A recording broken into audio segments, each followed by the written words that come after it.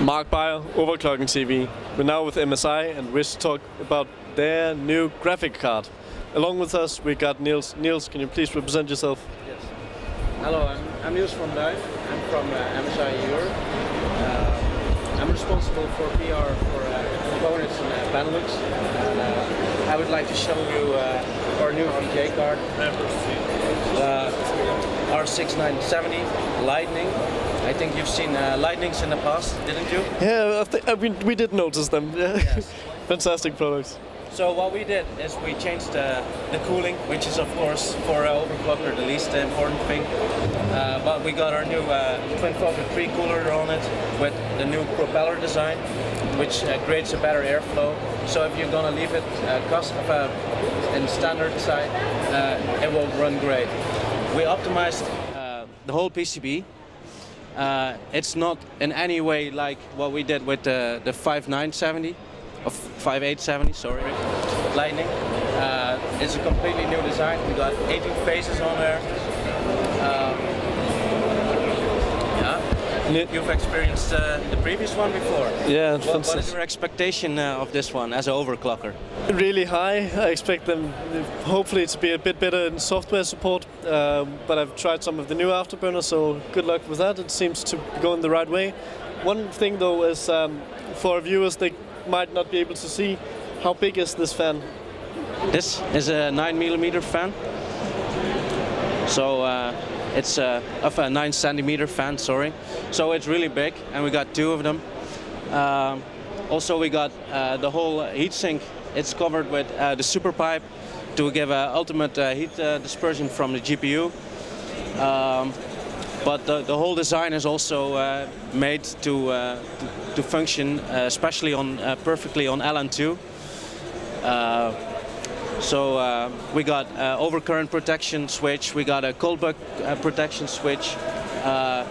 Even if you can, if you remove the heatsink, there's still a heatsink below it, which covers the whole PWM circuit.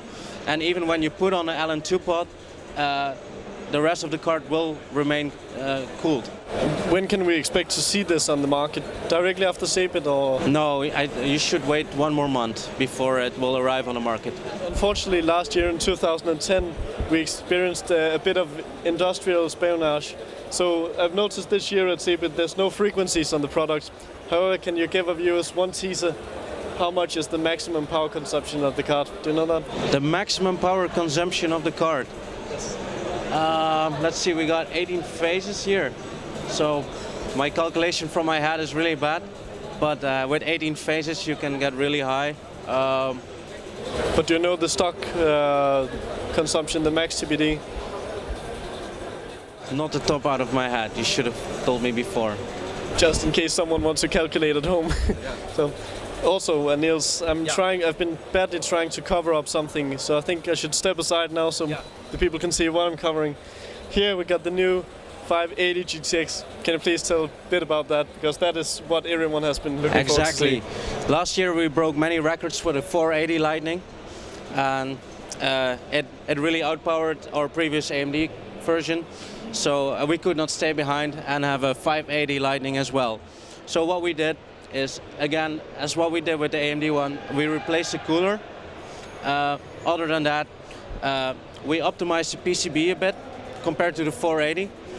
And it should really be groundbreaking again. We beat many records with the 480, and with the 580, this should be the new best GPU in the world. And one question which I believe many of the European, and if we have some African overclockers as well, also might be interested in the EMEA competition for the MOA. Yes. Is this the graphic card that is planned for being used? Yes. I think that's what people want to hear. Anyway, is there any limitation per default, any hardware limitations to the voltage on the GPU, any restrictions? Just thinking if any of the extreme overclockers with liquid nitrogen would need to do any mods, or has MSI opened it completely?